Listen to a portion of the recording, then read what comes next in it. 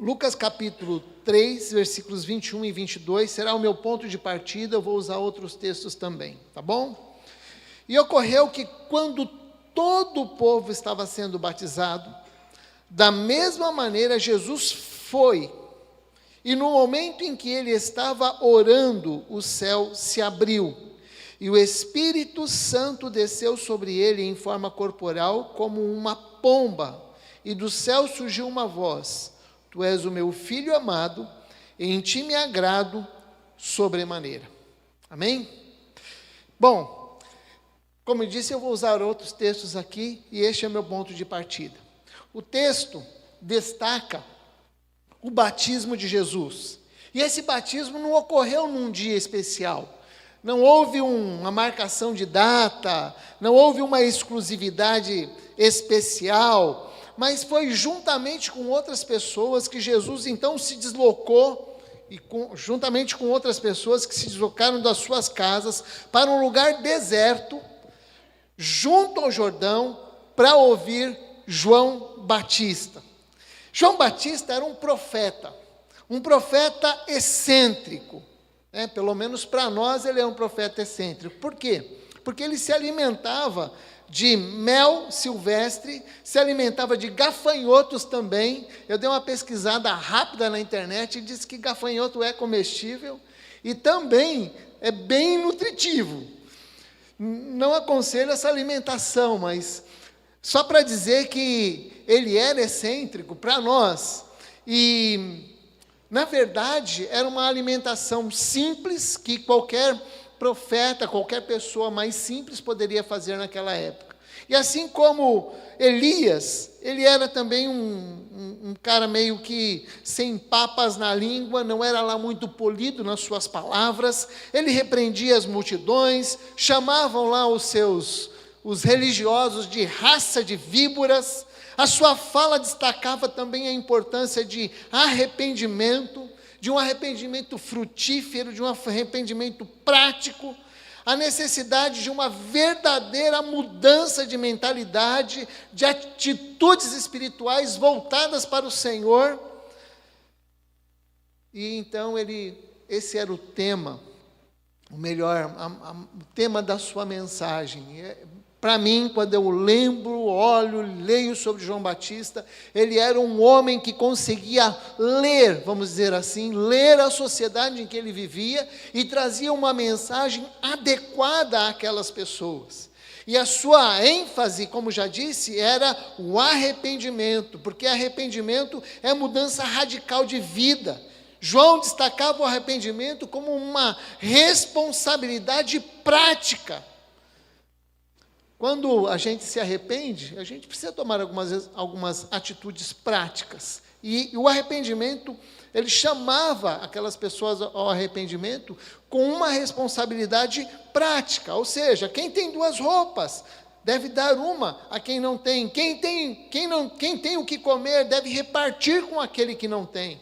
Mais tarde, próprio Paulo imita, vamos dizer assim, esta palavra e diz assim: aquele que furtava, não furte mais, antes trabalhe para que tenha o que repartir com outras pessoas, como está lá em Efésios capítulo 4, versículo 28.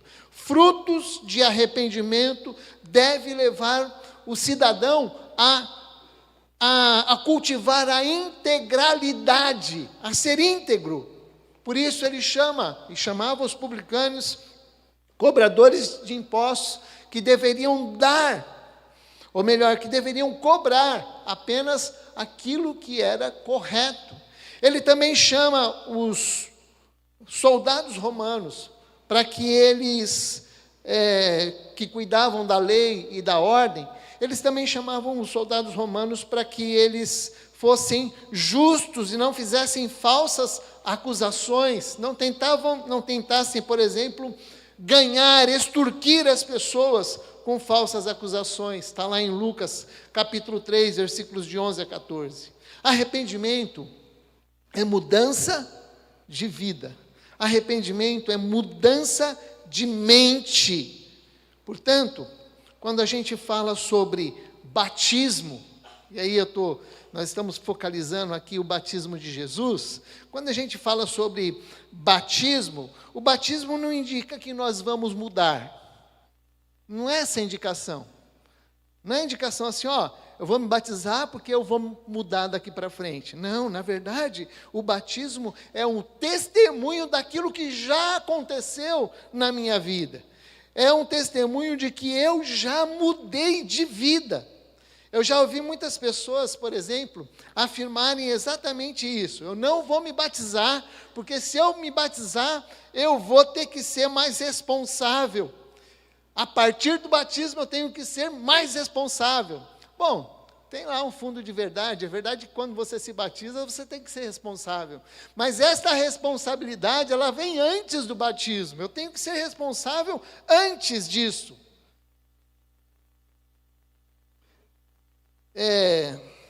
Tem gente que, eu até coloquei aqui no meu esboço, que é aquela ideia de Roberto Carlos, daqui para frente, tudo será diferente, né?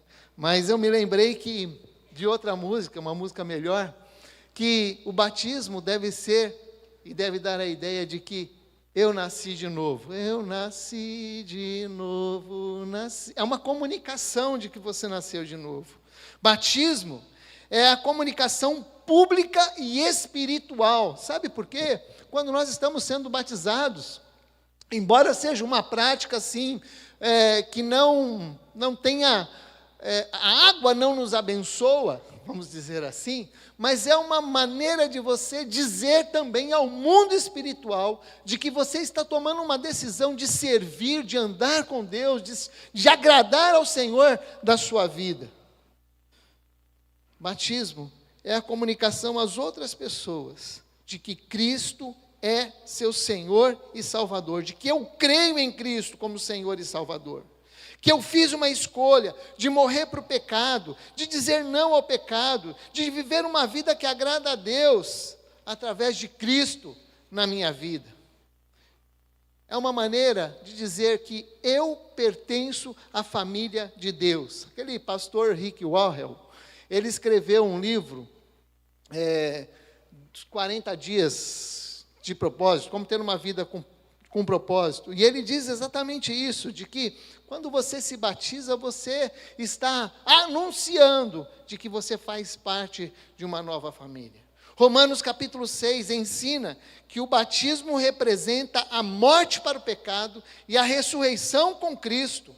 Portanto, diz lá Romanos 6,4, portanto, fomos sepultados com Ele na morte por meio do batismo, com o propósito de que, assim como Cristo foi ressuscitado dos mortos, mediante a glória do Pai, também nós vivamos uma vida nova.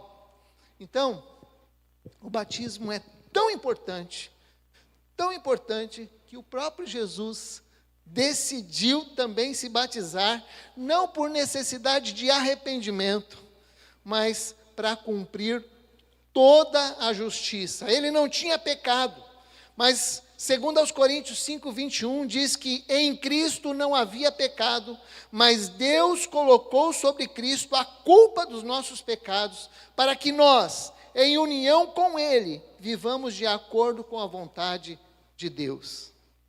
Portanto, o batismo é importante, mas não salva ninguém. O batismo faz parte da grande comissão, mas ele não é o fim ou a última decisão que você tem a tomar. Mateus 28, de 18 a 20, diz, portanto, ide e fazei discípulos, portanto, ide e fazei com que todos os povos da terra se tornem discípulos, batizando-os em nome do Pai, do Filho e do Espírito Santo, ensinando-os a obedecer a tudo quanto eu vos tenho ordenado. O batismo é a comunicação de que eu fiz a decisão de obedecer a Cristo, de ser como Ele. É a ordem de Jesus. É também um testemunho visível do arrependimento, da fé. Portanto, se você ainda não foi batizado, se você já aceitou a Cristo como Senhor, Salvador da sua igreja, da sua vida, desculpa, você é convidado a ser batizado. E por quê? É importante que você faça isso, porque é um ato de obediência a Deus. E por que é importante você se preparar para o batismo? Porque tem muita gente que não sabe o que significa o batismo, não conhece ainda algumas doutrinas que são importantes para o nosso conhecimento. Porque nós estamos dentro de uma igreja local, e a igreja local tem sim algumas normas. Uma das normas que nós temos como igreja, você vai dizer, mas não está escrito na Bíblia. Mas é uma norma que nós temos como igreja. Nós evitamos batizar pessoas que não são casadas, civilmente casadas. Por quê? Porque nós entendemos que a pessoa precisa colocar a sua vida em ordem. Então, nós tomamos essa posição como igreja. É a nossa posição. Mas não está escrito. Mas é importante que você tome algumas diretrizes na sua vida para que você possa cumprir a vontade do Senhor na sua vida. Agora, estou falando sobre batismo porque eu disse que iria falar sobre vários assuntos aqui. Mas a frase que mais me chama a atenção aqui, a frase que de fato calou bem profundo no meu coração e me trouxe algumas lembranças, foi exatamente o versículo 22, que diz assim: Tu és o meu filho amado, em ti me agrado sobremaneira. Outras Bíblias nós vamos dizer assim: em ti me comprazo, em ti me agrado. A palavra lá no grego é eudokel, que significa satisfazer, agradar, ter prazer, uma elevada e benevolente consideração. Nós tivemos uma garotinha agora sendo apresentada pelo Emanuel. E enquanto estava sendo apresentada, estava dizendo assim: está aí uma garotinha, uma criança que também é chamada para satisfazer, para agradar, para dar prazer, para dar alegria aos seus pais. Essa frase veio para mim porque eu me lembrei, Romildo, de um dia que nós estávamos conversando e foi muito, muito legal a observação quando o Romildo disse assim: para mim, uma das formas que nós temos como filhos, a maior razão que nós temos como filhos, é de que nós existimos e temos um papel de alegrar aos nossos pais. Essa frase calou bem profundo no meu coração. Eu creio que a maior razão da existência de uma pessoa no papel de filho é alegrar seus pais. E nós somos filhos aqui. Acho que todos aqui somos, de alguma forma, filhos. E, por vezes, nós encontramos na Bíblia ações que demonstram homens honrando os seus pais. José do Egito, por exemplo, mesmo quando seu filho já estava morto, ele cumpriu a promessa, sepultando o seu pai Jacó no lugar que fora determinado por ele. O quinto mandamento da palavra de Deus, que está lá em Êxodo 20:12, diz: honra teu pai e a tua mãe, que é honra teu pai e tua mãe, a fim de que venha a ter vida longa na terra, que o teu Deus te dá. O próprio apóstolo Paulo reforça essa ideia, dizendo assim: filhos, obedeçam os seus pais no Senhor, porque isso é agradável a Deus, para que se prolonguem os seus dias. A palavra de Deus nos exorta, como filhos, a honrarmos os nossos pais. Meus pais já são falecidos. Perdi minha mãe aos 16, meu pai em 2008, mas eu ainda sinto uma responsabilidade de honrar aquilo que eles falaram, me ensinaram, me mostraram como exemplo. Nós entendemos que realmente, como filhos, devemos honrar nossos pais, porque a palavra de Deus nos diz assim. Mas nós também entendemos que a Bíblia mostra essa questão de paternidade, de família, o quanto ela é importante aos olhos de Deus. Não apenas como uma responsabilidade dos filhos, mas também dos pais em relação aos filhos. Há uma grande responsabilidade dos pais para com os filhos. Primeiro professor, a primeira professora do seu filho é você mesmo, pai e mãe. Somos nós. É conosco, é com os pais que eles vão aprender a comer. É com a gente que eles vão aprender se fala ou não com a boca cheia. É com a gente que eles vão aprender como se expressar com palavras. É conosco que eles vão aprender muitas coisas. E muitas coisas não serão ditas para eles, mas eles vão fazer igualzinho a nós. Quantas vezes eu já ouvi as minhas filhas fazendo coisas que eu fazia. Eu parei de insistir para minha filha, Gabriela, comer abóbora, quando ela me disse o seguinte: eu como abóbora, tudo bem, mas o senhor vai ter que comer melancia. Eu falei, bom, vamos conversar. Às vezes a gente faz cada exigência dos nossos filhos, não é verdade? E às vezes eles dão um checkmate na gente. Mas a palavra de Deus nos diz como pais, nós lemos assim: o Senhor é o único Senhor. A Ele devemos amar de todo o coração, com todas as forças. E essas palavras devem ser ensinadas aos seus filhos de diversas maneiras, em conversas pelo caminho, ou sentados com os filhos, na hora de dormir, ou ao levantar. Os pais devem ensinar com zelo e com didática, escrevendo nos batentes das portas e nos portões. Por isso, eu gostaria de destacar essa frase, que os filhos também existem para dar alegria aos pais. E aí, olhando para esse texto, vendo a declaração que Deus fez: tu és o meu filho amado, em ti me agrado de sobremaneira, eu quero destacar uma frase importante para nós, vai cair na prova, nas reuniões de célula. A frase é essa, simples: como filhos amados, sejamos imitadores de Jesus. Anota aí, vai cair na prova, hein?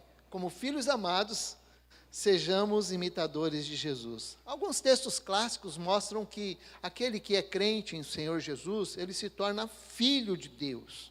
João 1,12, por exemplo, diz o seguinte: mas a todos quantos receberam, deu-lhes o poder de se tornarem filhos de Deus, ou seja, aos que creem em seu nome. E Romanos capítulo 8, versículo 16, diz assim: o próprio Espírito testifica com o nosso espírito que somos filhos de Deus. Esses versos acima, que eu citei aqui, eles asseguram que aquele que está em Cristo é nova criatura, e que tudo que ele faz deve ser novo. No entanto, tudo depende de Deus, e não de nós. Ele dá o poder para que todos os que o receberam se tornem filhos. Já em Romanos 8, versículo 16, o Espírito Santo ministra ao espírito do crente: você é filho de Deus, você é filho de Deus. Mas é bom lembrar que o objetivo da afirmação do Espírito Santo de Deus, ao dizer assim, você é filho de Deus, não tem o objetivo de dizer assim, na linguagem de hoje, ô coisinha tão bonitinha do pai. Não.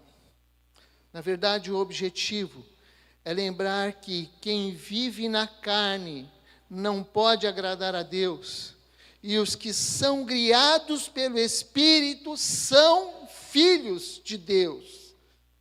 Eu já tive o desprivilégio de ouvir afirmações do tipo: os crentes se acham que só eles são filhos de Deus. A certeza da salvação é a segurança de que somos filhos de Deus. E não é para sair por aí cantando vantagem, se sentindo melhor do que os outros. A ideia é que nós venhamos a entender de onde nós viemos. Na verdade, quando nós lemos lá em Mateus 5,3, por falar nisso, o Vitor tem feito aí uma exposição das bem-aventuranças, do Sermão do Monte, e nós vemos lá em Mateus 5,3, bem-aventurados os pobres de espírito, pois deles é o reino dos céus. Pobre de espírito é o discípulo que ama a Deus sobre todas as coisas, reconhece as suas limitações, reconhece as suas fraquezas. É o pobre de espírito que não dá asa em nenhum momento para dizer assim: esse cara sou eu. E a essa altura você diz assim: esse cara é fã do Roberto Carlos. Não, eu não sou lá muito fã, não. Depois ele ficou meio... Deixa para lá. Mas sabe, gente, o que eu quero dizer é que muitas vezes a gente, ao afirmar que somos filhos de Deus, queremos trazer para nós uma autoestima muito boa. Mas, na verdade, essa questão de sermos filhos de Deus traz com ela uma responsabilidade muito grande. Efésios capítulo 5, versículo 1, diz que sejamos, pois, imitadores de Deus como filhos amados. Nós, então, precisamos lembrar a nossa pobreza de espírito mesmo, a nossa miserabilidade. Há pouco tempo aí eu preguei sobre o cego de Jericó, que fez exatamente essa oração: Jesus, filho de Davi, tem misericórdia de mim. Ele olhou, ele se viu a sua pequenez, viu a sua miserabilidade, e ele diz: Jesus, tem misericórdia de mim. Pertencer a Cristo, ser salvo em Jesus Cristo, ter o privilégio de ser filho de Deus, proporciona assim uma situação melhor. É verdade, é melhor mesmo, mas não dá o direito, em nenhum momento dá o direito de nós nos sentirmos melhores, superiores, de nos considerarmos melhores do que ninguém.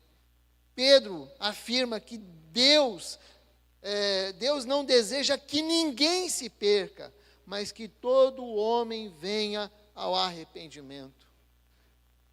Se você é crente no Senhor Jesus, é porque de alguma forma, um dia, você teve a consciência de que é pecador, de que precisa de Jesus, você se arrependeu dos seus pecados, e agora você está nos caminhos do Senhor. Eu não sei explicar muitas coisas na Bíblia, mas a Bíblia mostra que Deus prova o seu amor para conosco, pelo fato de ter Cristo morrido em nosso benefício, quando nós ainda andávamos em pecado. Então, é pela graça, é pela misericórdia que nós nos tornamos filhos por adoção de Deus, quando nós o aceitamos como Senhor e Salvador de nossas vidas. Você já é filho de Deus? Você já o recebeu como Senhor, Salvador da sua vida? Já o convidou para que Ele habite no seu coração? Porque a Bíblia nos fala assim, que aquele que crê tem a vida eterna, mas aquele que não crê, a ira de Deus permanece sobre ele. A Bíblia continua afirmando que todo aquele que recebe a Cristo, Deus dá o privilégio, o poder de se tornar filho de Deus, filhos por adoção. É por isso que Jesus ensina o Pai Nosso, porque Ele quer que nós o tratemos Deus como Pai, tenhamos uma proximidade de filhos com o Pai. Como filhos amados, sejamos imitadores de Jesus. E eu quero compartilhar, então, alguns textos que exortam, algumas lembranças de alguns textos que nos exortam como filhos de Deus, a vivermos como filhos de Deus. O batismo de Jesus, teoricamente, marcou o início do seu ministério. Quando Deus diz ali: Tu és o meu filho, em ti me agrado sobremaneira. Mais tarde, caminhando para o final da jornada do próprio Jesus, nós vemos esta mesma afirmação lá em Mateus 17:5. Este é meu filho amado, em quem me regozijo, a ele atendei. Então, quais são essas características deste Jesus que tanto agradou ao pai, ao ponto dele trazer uma afirmação e dizer: esse é o meu filho, eu tenho orgulho dele. Cara, como é gostoso ter orgulho dos nossos filhos, olhar para as decisões que eles tomam e dizer: caramba, que legal ele tomou essa decisão, que legal ela tomou essa decisão. É gostoso de ver. Eu me sinto honrado quando vejo minhas filhas tomando boas decisões. Eu me sinto honrado quando eu vejo elas tentando honrar meu ministério. Eu fico feliz de ver isso. Mas a palavra de Deus nos mostra que nosso padrão é o Senhor Jesus. E o Senhor Jesus, então, mostrou-se como modelo para nós. Primeiro que nós podemos destacar como característica de Jesus é que ele foi um servo obediente. Servo que se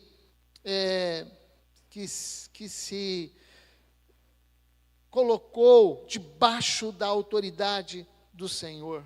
Servo obediente, como está em Filipenses 2, de 5 a 11, quando nós lemos: tenham o mesmo modo de pensar de Cristo. Ele abriu mão do que era, e se fez limitado como homem. Na forma de homem, humilhou-se a si mesmo, e como servo, entregou-se à obediência, e obediência até a morte, e morte de Cristo, de cruz. Com os discípulos, Jesus deu lições que fizeram com que aqueles discípulos pudessem entender a importância de servir. Jesus, numa certa ocasião, disse: olha, na sociedade onde a gente vive, a gente costuma servir aqueles que são superiores, não é? Aqueles que estão acima de nós servimos. Mas, dentro do reino, na sociedade cristã, líderes devem ser aqueles que servem, que vão na frente. Numa ocasião, Jesus lavou os pés dos discípulos. Estão lembrados de ter visto isso na Bíblia? Ele vai lá, pega uma toalha, bacia na mão, começa então a lavar os pés dos discípulos. Pedro então diz assim: não, de maneira nenhuma, o senhor não vai fazer isso. E aí Jesus coloca ele na parede e diz: olha, se você não aceitar que eu lave os teus pés, você não tem parte comigo. E aí no final daquela experiência toda, ele chama os seus discípulos e diz: vocês me chamam de mestre e senhor, e isso é verdade, eu sou, mas eu lavei os seus pés, e vocês devem fazer o mesmo e lavar os pés uns dos outros. A Bíblia destaca a importância de nós sermos servos.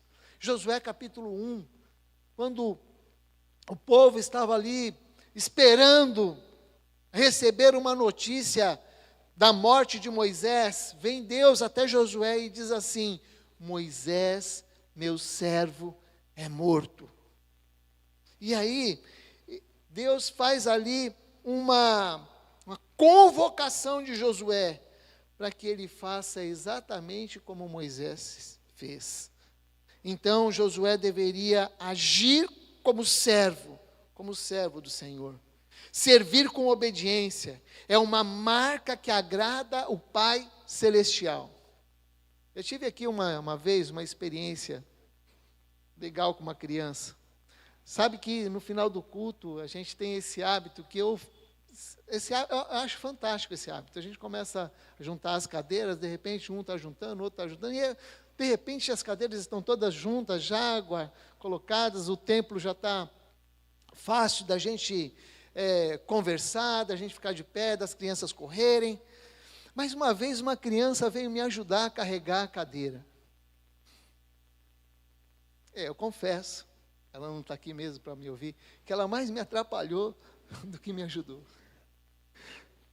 Mas sabe, quando eu olho para alguns textos da palavra, eu me lembro deste momento, desta experiência que eu tive, e eu falo para Deus: Deus, eu quero pelo menos pensar que eu estou sendo útil. Por favor, me dá essa alegria, eu quero ser útil.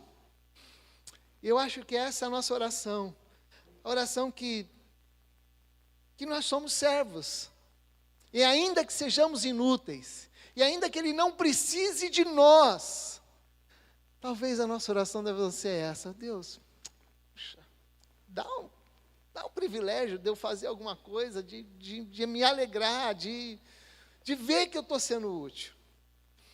Eu acho que não é pecado fazer essa oração, e eu recomendo que você faça ela com você. Jesus é nosso modelo de obediência.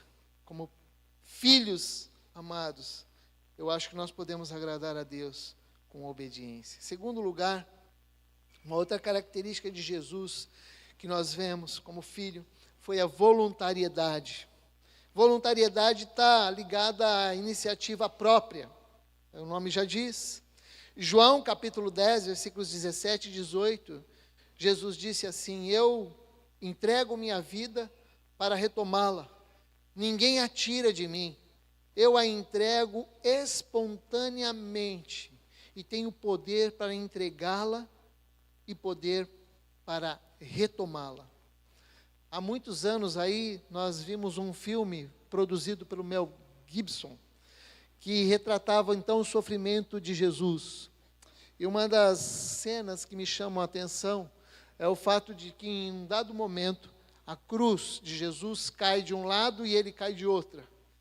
E naquela cena nós vemos Jesus esticando a mão para pegar novamente a cruz. Para mim aquela cena foi fantástica, porque mostra a voluntariedade de Jesus. Jesus morreu voluntariamente por nós. Sua morte não foi acidental.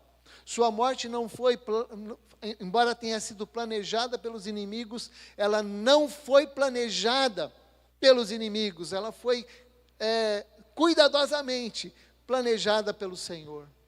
A morte de Jesus foi sacrificial e foi voluntária. E Jesus é o nosso exemplo de voluntariedade. Deus se agrada com a voluntariedade.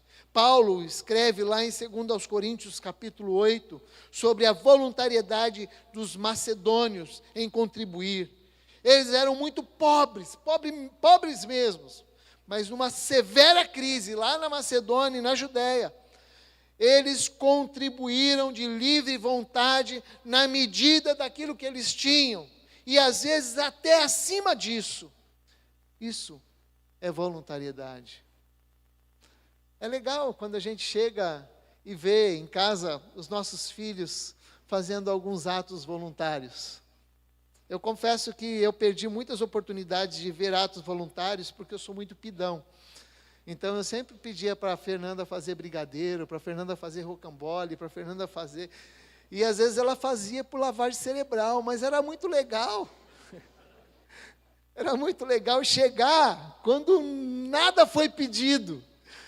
É legal, né, ver os nossos filhos fazendo coisas que, sei lá, que partiram do coração deles. E Deus espera ver isso em nós. Eu acho que Deus se surpreende com toda a sua soberania, com toda a sua onisciência, com toda a sua onipresença. Mas quando nós nos dispomos a tentar surpreender Deus, a tentar agradá-lo com a nossa voz, a tentar agradá-lo com a nossa música, a tentar agradá-lo com a nossa decisão, com a nossa obediência, Ele se surpreende. Eu não sei explicar isso, mas Ele se agrada, Ele sorri, Ele fica feliz. Nós precisamos aprender a ser homens e mulheres, servos e servas, voluntários, que de alguma forma venham a surpreender o Deus que é onipotente e onisciente.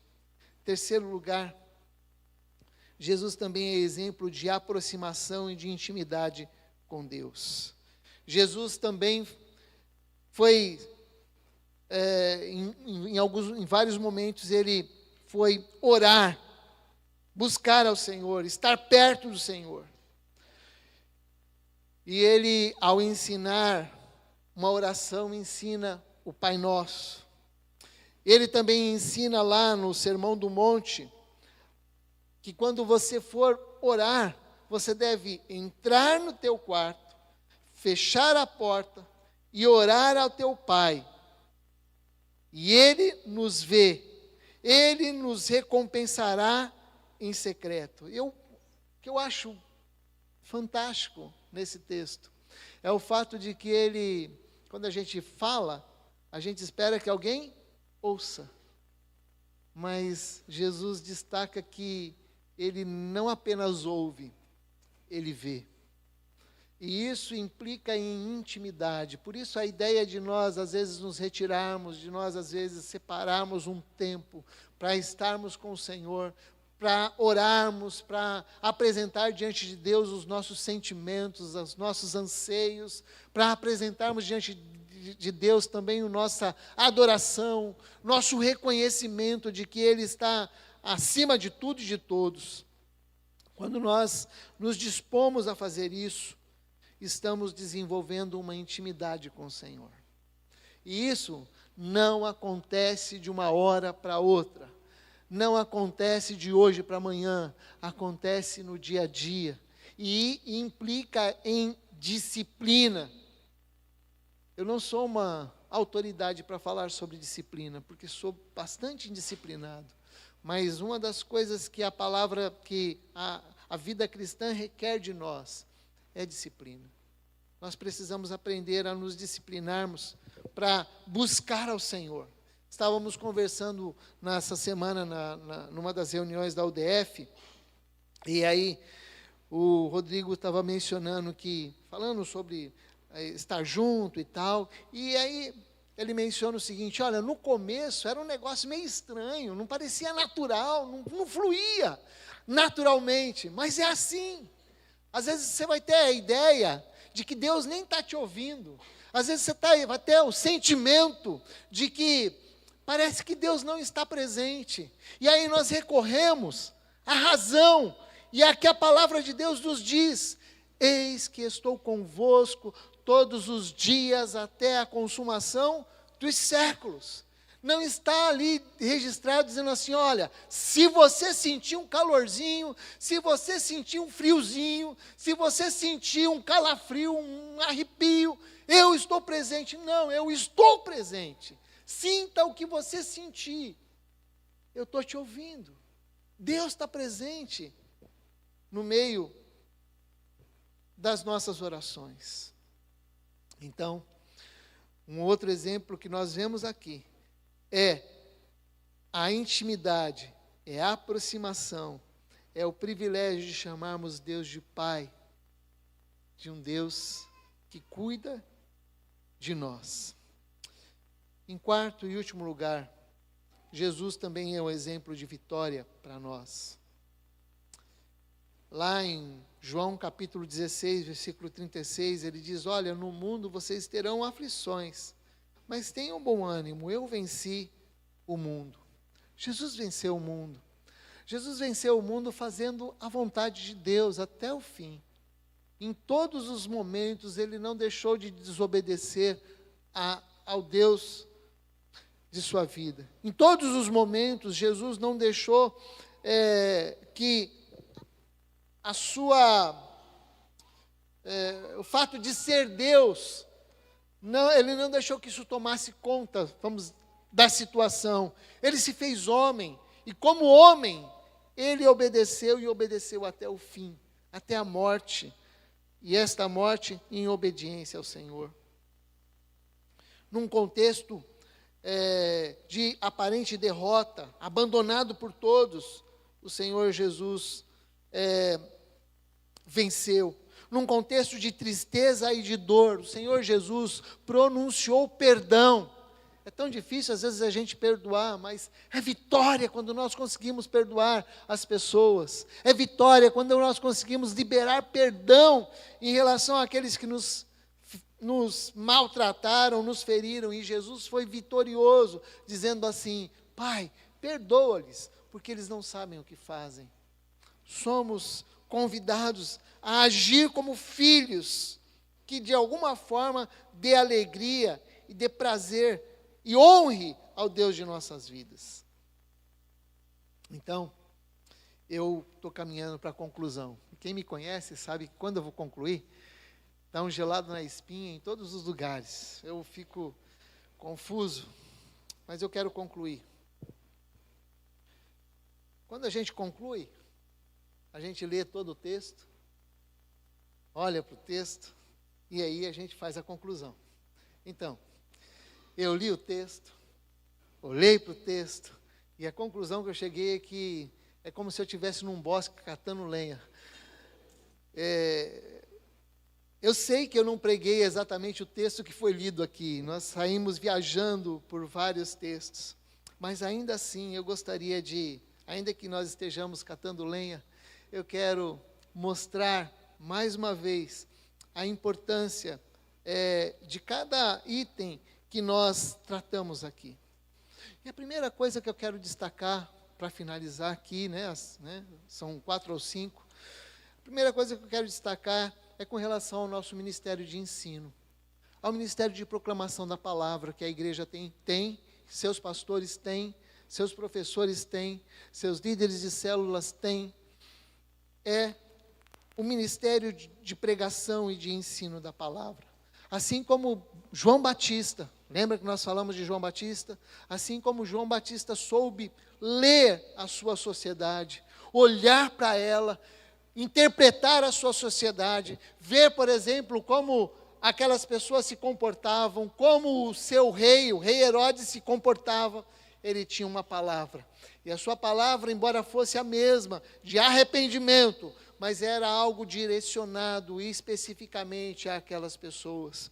Como pregadores, como ensinadores, como professores, como influenciadores, nós temos esse ministério de ler a nossa sociedade, de ler a nossa igreja, de ler aquelas pessoas que estão ao nosso redor e trazer uma palavra que ensine e que seja bíblica e que possa ajudar de alguma forma.